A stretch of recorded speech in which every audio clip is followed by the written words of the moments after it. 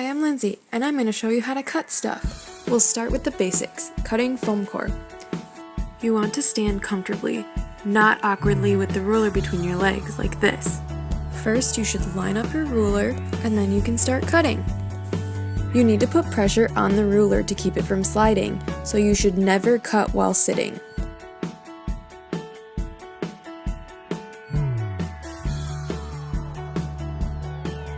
Notice the placement of my fingers. When cutting, you never want to go below your thumb. This is how accidents happen. And you shouldn't be pressing very hard, so it should be light enough that you have to go over it 2 or 3 times.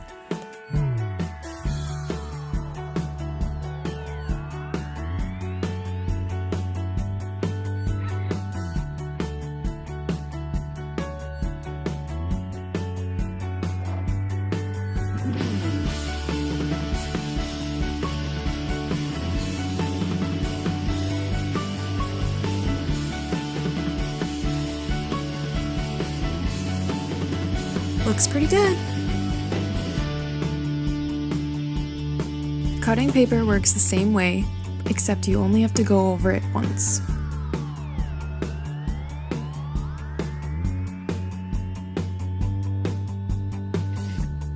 The X-Acto knife blades get dull really fast, so you have to change them a lot. To test your blade, rub it against your finger, and if it feels like it could cut you, it's sharp enough. If your blade isn't sharp enough, you'll find pliers in the production lab to change it. Line the pliers up parallel to the last line on your knife. Then if you gently bend, it should just snap right off. Make sure you dispose of this piece in the jar. If you have to switch out the whole blade, you can do so by sliding the blade all the way down, and it should come right out. The new blade is held in place by the little peg, and then the whole thing should just slide right back in.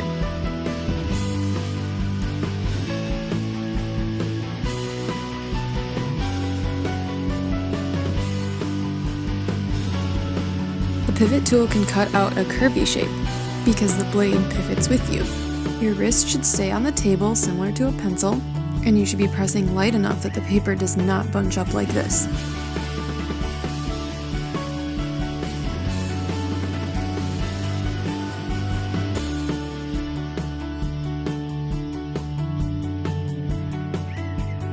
You should take your time and use your wrist to control the blade. The slower you go, the easier it is to control.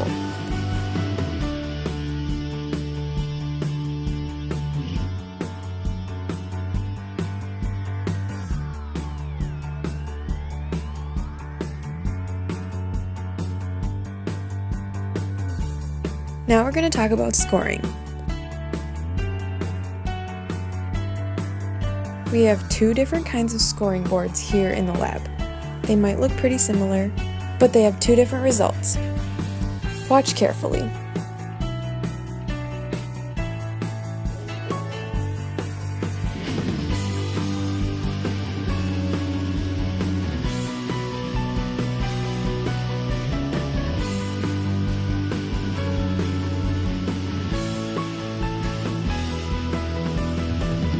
When you're done scoring, you always want to fold in on the little bump. Notice the ink is on the inside of the fold from the black scoring board, and it's on the outside of the fold from the blue scoring board. This is important when making your holiday cards because it will determine which scoring board you should use based off of whether your fold marks are printed on the inside or the outside of your card. The bone tool is also used for folding, usually a curved line. You should drag the bone tool slowly across your curved line on top of a cutting mat.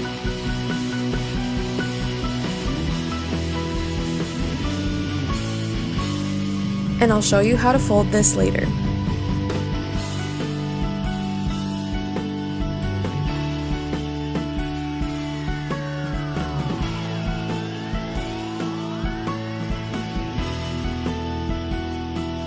A bone tool can also be used to flatten out your paper after applying glue.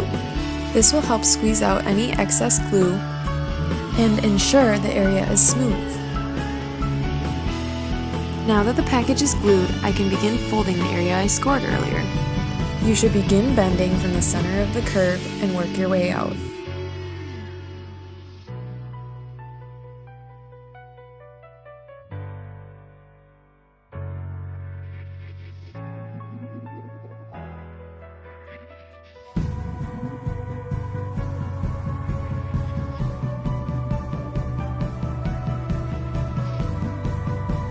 And there you have a little gift card holder. The last tool I'm going to show you is the rotary cutter. We have two kinds in the lab. Both of them have a safety shield you can lock or unlock with the button on the side.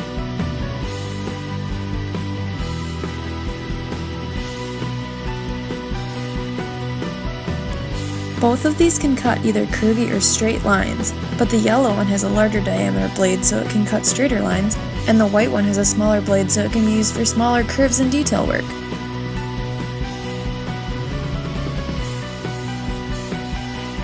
The rotary cutter is really easy to use. It works basically the same as a pizza cutter, except you also have to pull the trigger as you cut.